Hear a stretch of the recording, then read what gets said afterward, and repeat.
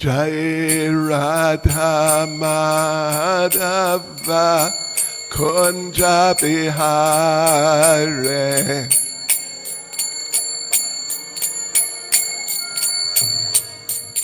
Bihare Jai Radha Madhava Kunja Bihare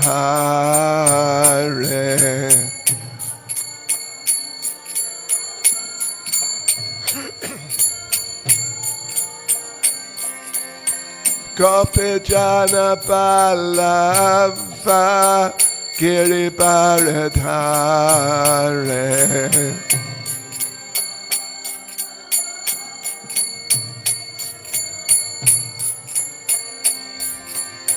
Gopijana Ballava Giribaradhare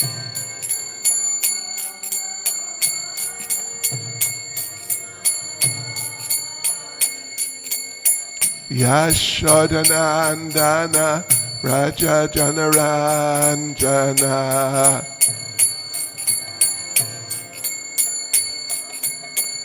Yashodanandana Raja Janaranjana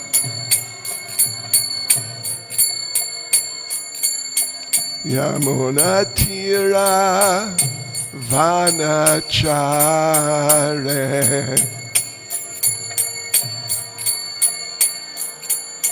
Yamunatira Vanachare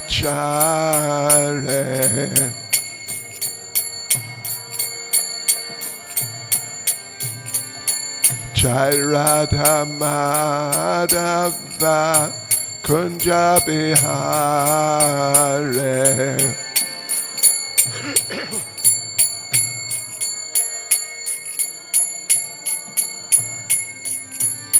Jai Radha Madhava Kunja Bihare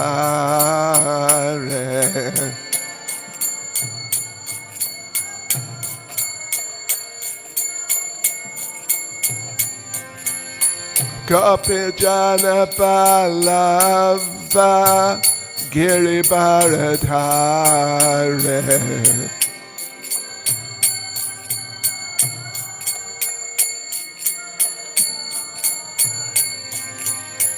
Gopijana Ballava Giribaradhare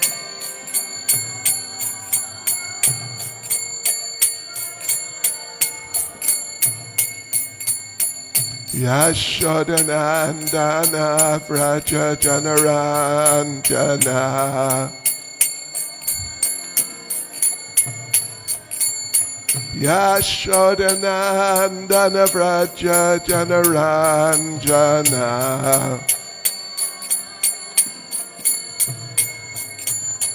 Yamunatira Vanachare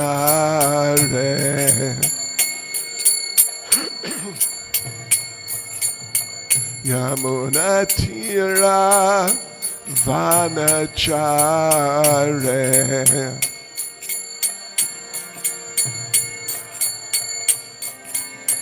Jai Radha Madhava Kunja Bihare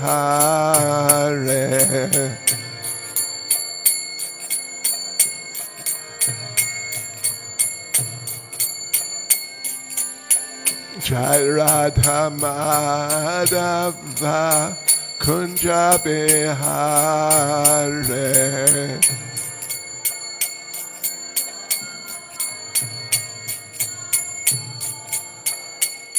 Jai Prabhupada Jai Prabhupada Prabhupada Jai Prabhupada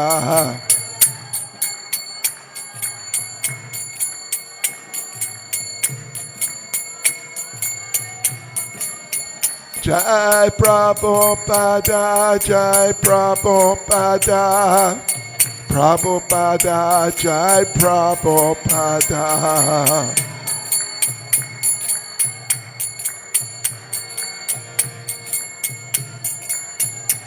Jai Jai Prabhupada, Prabhupada, Prabhupada, Prabhupada.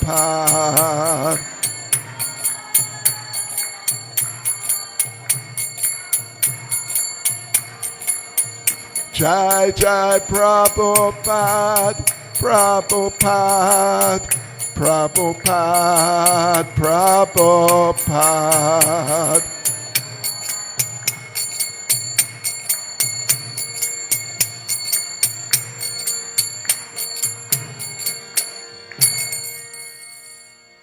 Chanishvad Paramahang Saparvrajak Charis Srimad. His Divine Grace A.C. Bhaktivedanta Swami Srila Prabhupada Ki, ISKCON's founder Acharya Srila Prabhupada Ki, Grantaraj Srimad Bhagavatam Ki, Shri Shri Radha Radhanath Ki, Shri Giri Govardhan Ki, Shri Caitanya Mahaprabhu Ki, Shri Shri Radha Damodar Ki, Kartik Vrata Ki, Shri Sitaram Lakshman Hanuman Ki, Gopremanande, all glories to the Samo devotees, all glories to the Samo devotees, all glories to the Samo devotees, all glories to Sri Guru and Sri Gauranga, all glories to Srila Prabhupada.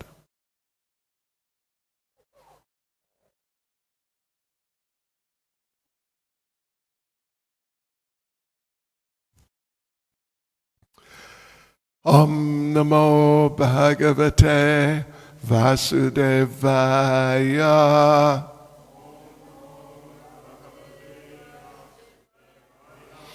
Om Namo Bhagavate Vasudevaya.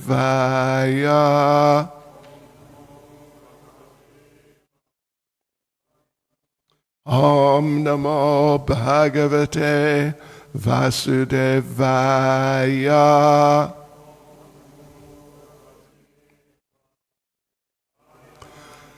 Srimad Bhagavatam, Canto 4, Chapter 24, chanting the song sung by Lord Shiva, verse 28. Correct? 28.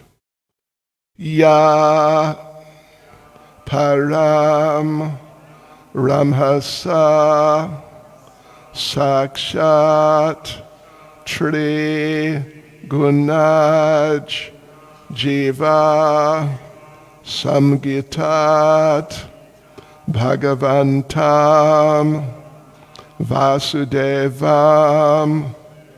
Prapanna Sa Priyo Hi Me Yaparam Ramhasa Sakshat Trigunaj Jiva Samgitat Bhagavantam Vasudevam Prapanasa Priyo Hi Me Yaparam Ramhasa Sakshat Trigunaj Jiva Samgitat Bhagavantam Vasudevam Prapanasa Priyo Hi Me Yaparam Ramhasa Sakshat Trigunaj Jiva Samgitat Bhagavantam Vasudevam Prapanasa Priyo Hi Me.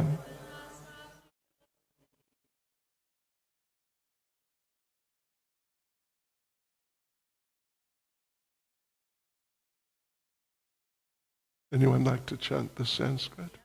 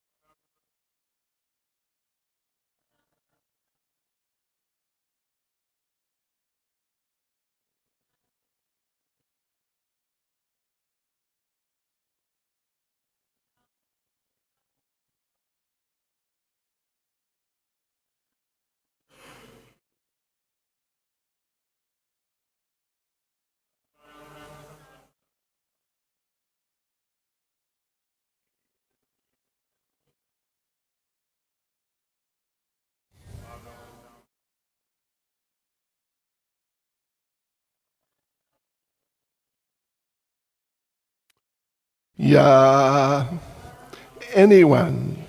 Param, transcendental. Ramhasa, of the controller. Sakshat, directly. Trigunat, from the three modes of material nature.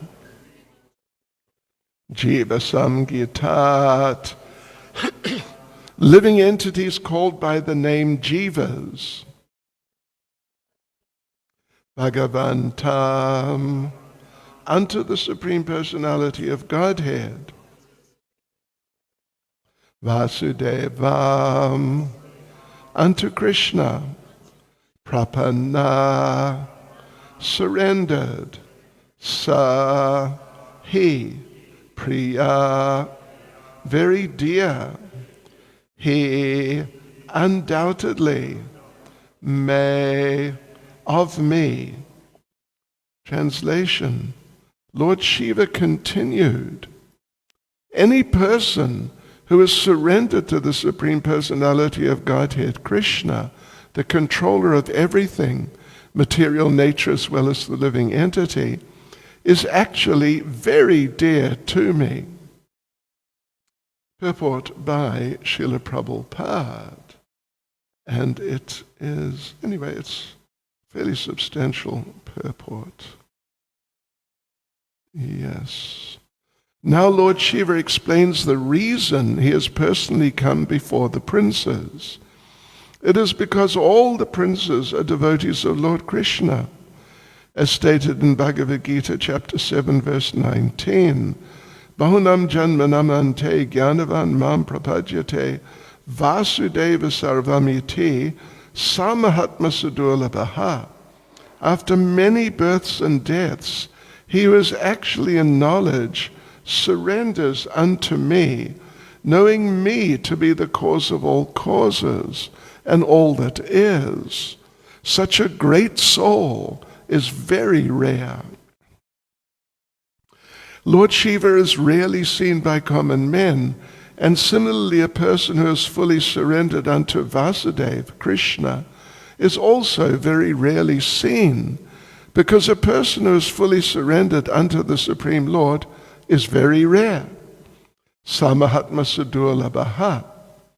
Consequently, Lord Shiva came especially to see the Prachetas because they were fully surrendered unto the Supreme Personality of Godhead, Vasudeva.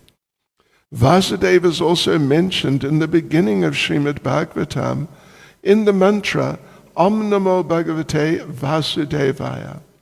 Since Vasudeva is the ultimate truth, Lord Shiva openly proclaims that one who is a devotee of Lord Vasudeva, who is surrendered to Lord Krishna, is actually very dear to him. Lord Vasudeva, Krishna, is worshipable not only by ordinary living entities, but by demigods like Lord Shiva, Lord Brahma, and others. Yam Brahma Varunendra Rudra Maruta Stuvanti Divyai Stavai. Srimad Bhagavatam 12:13:1. Krishna is worshipped by Lord Brahma, Lord Shiva, Varuna, Indra, Chandra, and all other demigods. That is also the situation with a devotee. Indeed, one who takes to Krishna consciousness immediately becomes very dear to anyone who is simply finding out and beginning to understand what Krishna consciousness actually is.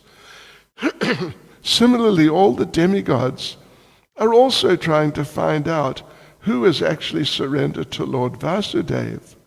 Because the Pracheta princes were surrendered to Vasudeva, Lord Shiva willingly came forth to see them. Lord Vasudeva, or Krishna, is described in Bhagavad Gita as Purushottama. Actually, he is the enjoyer, Purusha, and the supreme, Uttama, as well. He is the enjoyer of everything, the Prakriti and the Purusha. Being influenced by the three modes of material nature, the living entity tries to dominate material nature, But actually, he is not the Purusha, the enjoyer, but Prakriti, as described in Bhagavad Gita chapter 7, verse 5. Aparayamitastvanyam prakritim vidime param. Thus the jiva, or living entity, is actually Prakriti, or the marginal energy of the Supreme Lord. Being associated with material energy, he tries to lord it over the material nature. This is also confirmed in Bhagavad Gita, chapter 15, verse 7. Mamai vangso jiva loke, jiva bhuta sanatana, mana shastan indriyani, prakriti stani karshati. Which means, the living entities in this conditioned world are my eternal fragmental parts. Due to conditioned life, they're struggling very hard with the six senses, which include the mind. By endeavoring to dominate material nature, the living entity simply struggles hard for existence. Indeed, he struggles so hard to enjoy himself that he cannot even enjoy the material resources. Thus he is sometimes called Prakriti or Jiva, for he is situated in the marginal potency. When the living entity is covered with the three modes of material nature, he is called Jiva Samgita. There are two kinds of living entities. One is called Kshara, and the other is Akshara. Kshara refers to those who have fallen down and become conditioned, and Akshara refers to those who are not conditioned. The vast majority of living entities live in the spiritual world and are called Akshara. They're in the position of Brahman, pure spiritual existence. They're different from those who have been conditioned by the three modes of material nature. Being above both Akshara and Akshara, Lord Krishna, Vasudeva, is described in Bhagavad Gita chapter 15, verse 18, as Purushottama.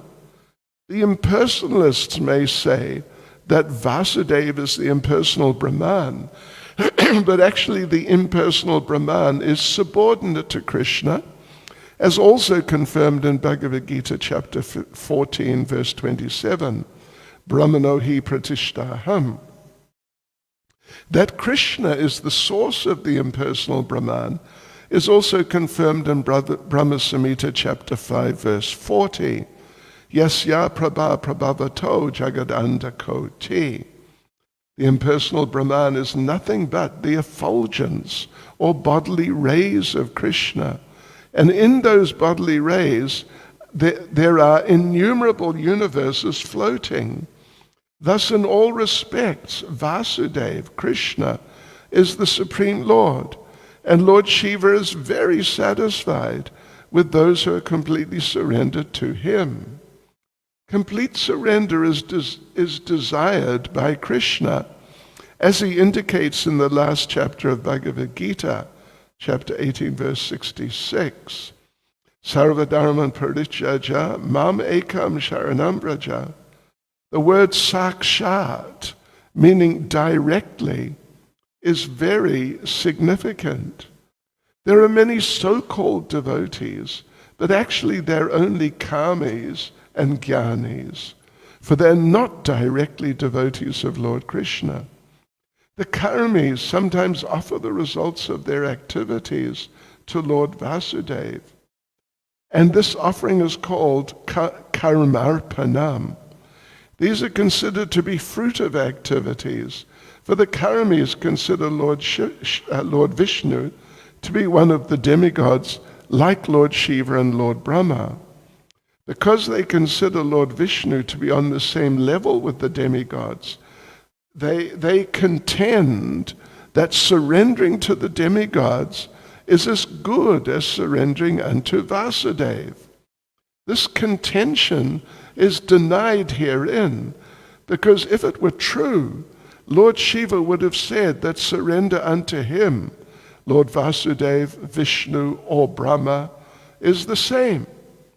However, Lord Shiva does not say this, because he himself surrenders unto Vasudeva, and whoever else surrenders unto Vasudeva is very, very dear to him.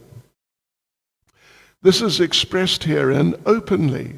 The conclusion is that a devotee of Lord Shiva is not dear to Lord Shiva, but a devotee of Lord Krishna is very dear to Lord Shiva. Yaparam Ramasa Sakshat Trigunaj Jiva Samgitat Bhagavantam Vasudevam Prapanasa Priyohi Me. Translation, Lord Shiva continued, any person who is surrendered to the Supreme Personality of Godhead, Krishna, the controller of everything, material nature as well as the living entity, is actually very dear to me. Nama Om Vishnupadaya Krishna Prestaya Bhutale Shivati Bhakti Vedanta Swaminiti Namane Namaste Saraswati Deve Gauravani Pracharane Nirvishesha Shunyavadi Paschatya Dejatarane Vanchakapaturubhyas Chakripa Sindubhya Evacha Paditanam Pavanebhyo Vaishnavebhyo Namo Namaha Sri Krishna Chaitanya Prabhu Nityananda Sri Advaita Gadadha Shivas Adi Gaura Bhakta Vrinda Hare Krishna, Krishna Krishna, Hare Hare, Hare Rama, Rama Rama, Hare Hare. Yes, so happy Diwali, everyone. Hare Krishna. And let me just mention very briefly why we are observing Diwali today, whereas, at least one, I think, could say the vast majority of people who are following the Vedic tradition or Hinduism, they celebrated yesterday, isn't it? And I imagine we all heard the fireworks and things going off last night, which is an integral part of Diwali. I remember once being in Jaipur on Diwali, Diwali as yesterday was. And outside the place where we were staying, there was one young man with a pack of, sort of smallish firecrackers, the ones that go bang. Yeah. And he had a pile some thousands. And he had a candle. And the whole night, from, I don't know, when it went dark, he was taking just one at a time, lighting it, throwing it. Next one, lighting it, throwing it. And we managed to sleep somehow. I mean, it's, pretty noisy there in Jaipur on Diwali. And when we got up the next morning, sort of 4-ish or whatever, the young man was still there, lighting one, bang. Sure, he was very dedicated, you could say. So, but the thing is this is the thing, that approximately 100 years, it may be 112, it's just in the vicinity of 100 years, the astronomical calculations for, the titis, Shri Shri Radha Radhanath Shri Shri Giri Govardhan, Shri Chaitanya Mahaprabhu, Shri Shri Radha Damodar, Shri Sitaram Lakshman Hanuman Ki Jai. Yes, they have to be recalculated. Srila Bhaktisiddhanta talks about this.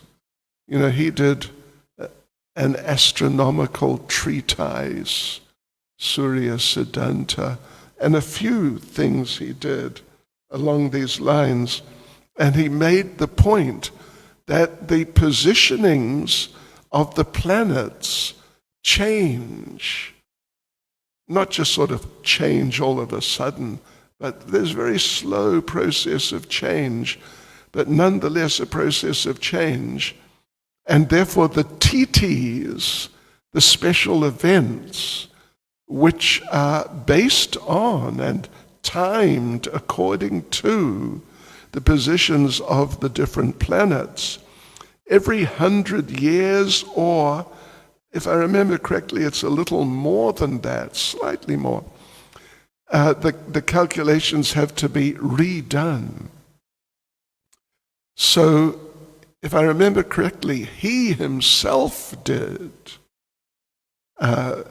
recalculations, and so therefore the different events, I think so many of you would be aware, Janmashtami, we celebrate at least often, if not usually, a day later, etc., etc.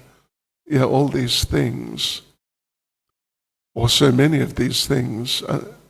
Sometimes they coincide, but generally we're a day later because they, the others, did not recalculate the last time. They did not recalculate. So they're stuck on the calculations of approximately 200 years ago. But the thing is, the positions of the sort of heavenly bodies have changed. So, in other words, when they may think it's a Ekadasi, for example, not that many of them follow it at all, but those who do, it's actually not a Ekadasi. It's a Ekadasi the next day. And if you observe a Ekadasi when it's not a Ekadasi, well, it's just not. And then you don't observe a Ekadasi when it is Ekadasi, and you go back to eating grains, etc. Well, that's a problem. That's a problem. Because above all, even, maybe not above all, but certainly very emphatically, Lord Caitanya once asked his mother, Mother Sachi, will you please do something for me? And Mother Sachi said, yes, what would you like? And Lord Caitanya, it's in Caitanya Charitamrita, told her, will you please observe Ekadasi? Will you please do that? Observe Ekadasi, like properly. And Mother Sachi agreed, and then she did. So, because there are real implications if you don't observe Ekadasi. It's very severe, actually, if you don't observe Ekadasi.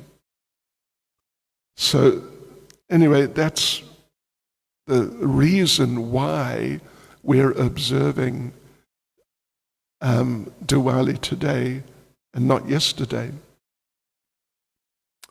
Hare Krishna. Anyway, so back to this verse, 4th Canto, chapter 24, chanting the song sung by Lord Shiva, verse 28. And you can see how Prabhupada gave it it wasn't like a very long purport as you get for a few verses, but as purports go, it is definitely one of the longer ones. And the message is extremely important. It is Lord Shiva speaking. Lord Shiva is very prominent, of course, and popular. And he is making this, it's just such an important point, and he's making it very strongly that anyone who surrendered to Krishna, to the Supreme Personality of Godhead, it is very dear to him. The words he uses in the Sanskrit, prapana sa priya or priyo he may. And if you're following the word for word, Priya, of course, means dear or very dear. It's translated as here. But he means undoubtedly, certainly. It's a term of emphasis. So it's not just that Prabhupada translated Priya or Priyaha as very dear, but then there's Priyaha, he, which really means that such a person who is prapana, surrendered, Vasudevam, unto Krishna, is undoubtedly very dear to me, to Lord Shiva. And as Prabhupada explains right at the beginning of the purport, that Lord Shiva, he did something quite, the fact that he came and met with the Prachetas as he has done, it's very unusual that Lord Shiva would do something like that. Yes. So therefore Prabhupada begins the purport. Now Lord Shiva explains the reason he has personally come before the princes. In other words, you would not have expected. It is not just normal, just, a typical sort of thing by any means, that he has come and kind of intercepted the Prachetas as they're going on their special mission. But he has come for very special purposes, special reasons. Otherwise, and that is because they are devotees, Prabhupada says then. It's because all the princes are devotees of Lord Krishna. But they're not just devotees, if one can say like this, like normal devotees. We would not really say there's such a thing or such a person as a normal devotee, as opposed to, a special devotee. Of course, there are degrees. There, as they might say, there are devotees and there are devotees. So there's certainly different levels of devotees. There's no doubt about that. But these Prachetas, they're really special devotees. They're very, very dedicated devotees. Prabhupada then goes on to quote famous Bhagavad Gita, chapter 7, verse 19. Bahunam janmanam ante jnanavam prapadyate vasudeva sarvamiti samahatma sudurlabhaha. After many births and deaths, he who is actually in knowledge surrenders unto me, knowing me to be the cause of all causes and all that is. Such a great soul is very rare. Sa, Mahatma, literally means that great soul. Su Durlabha, the word Durlabha or Durlabha means special or rare. Yes. But now Su Durlabha means very rare. That the Su prefix is a prefix of emphasis, basically meaning very, whatever it is. Just like he means undoubtedly, whatever the specific term is or type of person is, just undoubtedly, in this case, very dear. But then Sudurlabha is very rare, very special. So, yes, so obviously the princes, they are, the way Prabhupada has structured the purport, the princes are in that category of being Samahatma Sudurlabha. They are those great souls who are very rare, very special. Yes, otherwise Lord Shiva, he wouldn't bother. He's got plenty to do. And, he's, of course, as a demigod, he's very special, but amongst the devotees, he's very special. He has there are two aspects, you could say, of Lord Shiva. One is that he's big demigod. It's his duty, it's his service to Lord Krishna to stimulate people who want to enjoy materially, to stimulate them to make, you could say, like a special effort, some special effort to get their enjoyment. And when they do that, then he may give them. This is the point. Yeah. So that's one aspect of his position, his service to the Supreme Personality of Godhead is to, when people do make the special effort to worship him for something material, he gives it. If you don't do anything, but you want something material, then he won't give it to you. So similarly, if you're a devotee, but you're not like Sudurlabha or Priya, he, not like undoubtedly very dear. If you're not like that, then he will not come. He'll go to some others or do something else.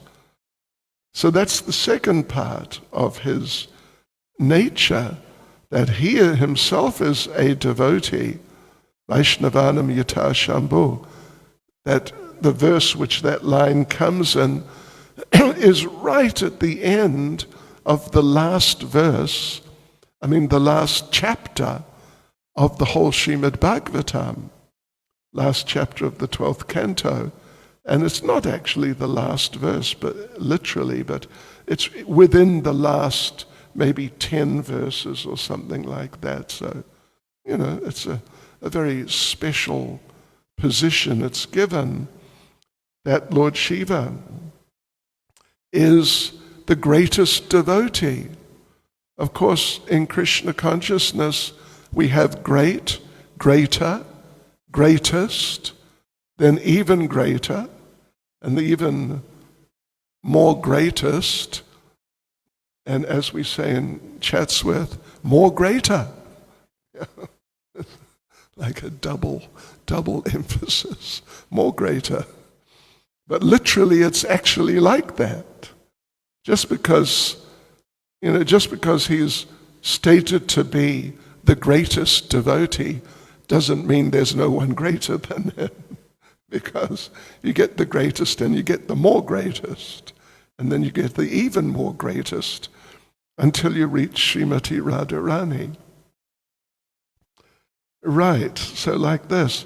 So Lord Shiva, though, the fact that he has come, just in and of itself means that these prachetas are very, very special devotees. I don't know about any of you. Did Lord Shiva ever come to any of you? Well, I can tell you he didn't come to me either, because we're not on the level of the prachetas. Although, we're sort of giving it a good go, or we're trying hard usually. So therefore, Prabhupada makes the point, just as the purport sort of develops, that Lord Shiva is rarely seen by common people. It's just, in fact, generally speaking, he's not seen by common people. It would only really be like when the Supreme Personality of Godhead appears, then some ordinary people, actually ordinary people, they may actually get to see him. And then Lord Shiva may be there, because when the Supreme Lord comes, he's often there or around in the vicinity. So therefore the common people might see him under such unusual circumstances, but otherwise, truly common people, they just don't see Lord Shiva. And Prabhupada extends the point. Of course, you can say that that Lord Krishna is rarely seen, but Prabhupada, I mean, that's certainly a fact, but just as Lord Shiva is rarely seen by common men, so similarly a person who's fully surrendered unto Lord Krishna is also very rarely seen. And why is that? Because such people who are fully surrendered, means like very elevated pure devotees, they themselves are very rare. Samahatma su durlabha. Not just durlabha or durlabha, but su durlabha. Yeah, very rare. So, yes, so the Prachetas were very surrendered to the Supreme Personality of Godhead. And Lord Shiva, knowing that and knowing they were sort of passing by or something like that, then he felt, I must make a special effort to come and especially see the Prachetas because they are such rare people, because they're fully surrendered to the Supreme Personality of Godhead. And Prabhupada makes a very interesting point right at the end of the purport that a devotee of Lord Shiva is not dear to Lord Shiva. What to speak of being very dear? And this is actually how he concludes the whole purport. The conclusion is that a devotee of Lord Shiva is not dear to Lord Shiva, but a devotee of Lord Krishna is very dear to Lord Shiva. In fact, those who are devotees, of course, the term devotee generally, and Prabhupada makes this point elsewhere, that this term devotee, which means when you really get down to it, an advanced devotee, a real devotee, not sort of half and half, one foot in Krishna consciousness, the other foot somewhere else. A devotee, and it can be understood by the term, is one who is devoted. He's actually devoted to Lord Krishna. And devoted means he's not devoted at all to anything else or anyone else. Then he's a devotee. Otherwise, you must call him a mixed devotee. And when it comes to Lord Shiva, the vast and really vast number of people who may use the term about themselves, who may say, I am a devotee of Lord Shiva, but actually they're not devoted in the sense of pure devotional service. They have some dedication, of course, they have some dedication, and they're focused, and they worship in different ways. But the bottom line in why they're doing all those things is because they're wanting to get certain things from him. That's why. And Lord Shiva, other than as a Vaishnav, he can help aspiring Vaishnavas to become better Vaishnavas. This is why he has his own sampradaya, the Rudra sampradaya. Because as a devotee, when he's really in that mood, he's leading devotees and helping devotees to become better devotees. But in his capacity, but that means the people are not just devotees of Lord Shiva, they're actually devotees of the Supreme Lord, and he's helping them. He's helping them. So, but those who are in the general sense, who are devotees or worshippers or followers of Lord Shiva, they're doing that not because they want to become better devotees of Krishna. It's because they want to get certain material things. This is the fact, actually. And like we said, there are these two aspects to the nature of Lord Shiva, and they're both very strong. One is he's a demigod, and it's a big thing that he's a demigod. But the other thing is he's a Vaishnav, and a great Vaishnav. And in that capacity, as the head of his sampradaya, he is not helping anyone within his sampradaya to just get material enjoyments. He's helping them to progress in Krishna consciousness and hopefully to become pure devotees of the Supreme Personality of Godhead.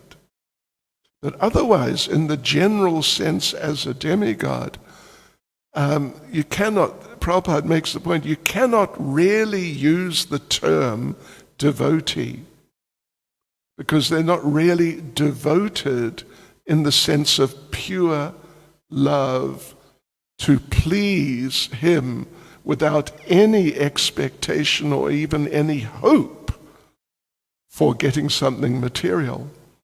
In fact, if there's any presence of an idea or even a partial desire to get something from Lord Shiva, then that's not pure devotion. It's not pure devotion. So like this, Lord Shiva, because Lord Shiva is very famous as Ashutosh. Asha means desire, and Tosh means to satisfy. That he does satisfy the desires of people who worship him relatively easily. He doesn't sort of put them through the ringer. Are you sure you want a bigger TV to watch? I don't know what the latest Shah Rukh Khan movie is, but to watch that. Are you sure? Are you sure you're sure? Are you sure you're sure you're sure? He doesn't do like that. He's fairly liberal. But, and this is another point Prabhupada makes, if we look at Lord Shiva, when you see Lord Shiva, there's really no mention of Lord Shiva living in a palace. When it comes to Krishna, Vishnu, Narayan, palaces are there. The Lord Shiva generally and more or less only lives under a tree. Yeah, he doesn't even, what to speak of not having a palace, doesn't even have a hut. Or what to speak of just an ordinary house or something. And he doesn't have fancy clothes, Christian Dior sari. Are there such things? Pierre Cardin, dhoti and kurta set. If there aren't, I'm sure there will be in due course. So, yeah,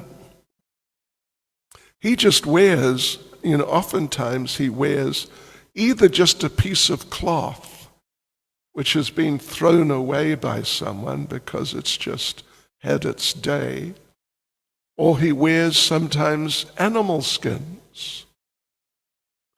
And that's what he wears. And he doesn't, anyway, yeah. So, but people come, and they come with their shopping lists. Not exactly shopping lists, but lists of things they want. And what's he doing? You see him. He's sitting there with his beads, and he's chanting, Previously he was chanting Ram, Ram, Ram. But after the appearance of Lord Caitanya, he was chanting the Hare Krishna Maha Mantra. So there he is, sitting under the tree with his, barely basic clothing on, and chanting like that. That's Lord Shiva. But then along comes some materialistic person who wants, a new TV, a new Mercedes Benz or 2 or 3 would be nice also, a bigger, more fancy house, and etc., all these things. So Lord Shiva just says, okay, what do you want? Because that person interrupts him. He's there chanting the names of the Lord, and he's in ecstasy. Now someone has interrupted him because they want a new TV to watch Shah Rukh Khan on. And what does Lord Shiva think? Jai Shah Rukh Khan? Sorry, no, he doesn't think like that at all. Got no interest whatsoever. So the person says, yeah, I want bigger than this TV. How big is this one? I know it's pretty big though, but I want an even bigger one than they have in the Hare Krishna temple, so I can watch the latest Bollywood. And Lord Shiva doesn't say, look, are you sure? I mean, do you really think you do want it? And, what's wrong with the smaller one? No, just say, yeah, okay, take it. Yeah, take it. And you want a Mercedes-Benz? A big black one with tinted windows? Take a Rolls-Royce. Take a couple of Rolls-Royces. You want a palace? Tell you what, take Buckingham Palace and, whatever, some other palace somewhere. Take 2 palaces, like that.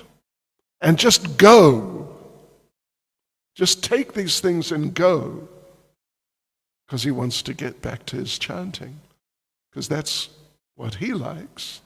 And you can see, he's giving people these things, wealth and material facilities. But he doesn't even have an old, one of the old TVs. And what you call them. But anyway, you know what I mean. One of the old ones, sort of kind of thick, squarish. He doesn't have any TV. Doesn't have a Rolls Royce, doesn't have a Mercedes. He doesn't even have a, whatever, Hyundai. All he uses is Nandi the bull. And bulls are not known to move very quickly, so, and not particularly comfortable. Yeah, and again, palace doesn't even have like a shed, a Wendy house or whatever, if you know what I mean. These little things you can put in your garden, keep the garden tools in. He doesn't even have one of them. But people come saying they want a palace, he gives them a palace. So what does that mean? It means he knows, it's extremely clear to him, that all these things that I have to give people because it's my duty. It's my duty to do this as a demigod.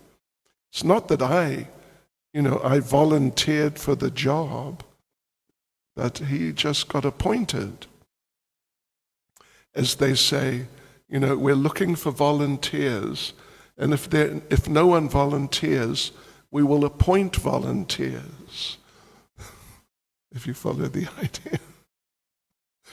No, it's his duty, and he does his duty. Just like his wife, Durga, in the first canto. It's very interesting. I forget the exact verse, or it's around chapter 6 or 7 or some 5 maybe. Then Durga comes before Or Durga is there and Krishna has come, but she will not come. She is standing back. She's standing back because she knows it is my duty to him, but it's my duty to put people into illusion, to put people into Maya and make them forget him. And so she says that she does not like doing this duty. Therefore, when he comes, she doesn't want to come forward to meet him. She stays back because she's feeling embarrassed that I have to do this. It's sort of like a terrible service of putting people in illusion and taking them away from the Lord. So yes, so like that.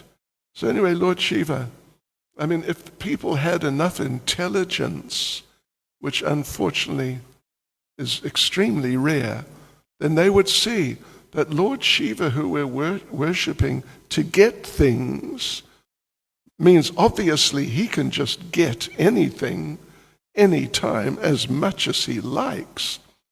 But he just doesn't have any of those things at all. Rather, he's chanting on his beads. If they had intelligence, they'd see, hey, wait a minute. This worship of Lord Shiva like this, it cannot be the right thing. It's just plainly obvious for people who have eyes to see. But otherwise, people are just blinded by material desire. They don't see that. They just see that he's giving things. But the reason that he's Ashutosh, easily satisfied, easily gives things, is because he doesn't want to associate with these people. He knows he has to give them the things. It's his duty. But he hates doing it. So yeah, what do you want? Okay, take it and go. Just go. And then he gets back to his chanting. So, but,